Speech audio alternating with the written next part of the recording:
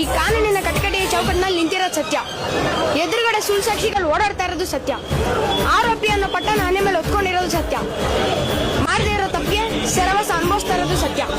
ಆದ್ರೆ ಕತ್ಲಲ್ಲಿ ಕುಗ್ಗೋಗ್ತಾರೆ ಅನ್ನೋದು ಮಾತ್ರ ಸುಳ್ಳು. ಬೆಳಕಾಗಿ ಬಂದೇ ಬರುತ್ತೆ 2027.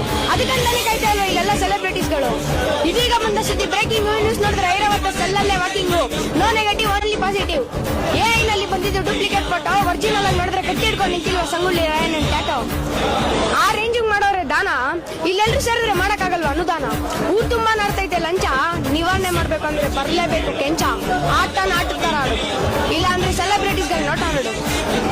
ಮತ ಹಾಕೋರೆಲ್ಲ ನೀವೇ, ಒಂದೇ ಒಂದು ಚಾನ್ಸ್ ಕೊಟ್ರೆ ಮಾಡಲ್ವೇನ್ರಿ ಧಾರ್ಮಿಕ ಸೇವೆ. ಬೇರೆಯವರು ಪಾಯ ಹಾಕಿ ಕಟ್ತಾ ಇದಾರೆ ನೀವು ಕಟ್ಟೋ ಸುಂಕ.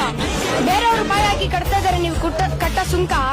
ದೇವ್ರ ದಯ ಇದ್ರೆ 2028ಕ್ಕೆ ಡೀಪ್ ಬಾಸ್ ಇವುದಲ್ವಾ ಶಂಕ.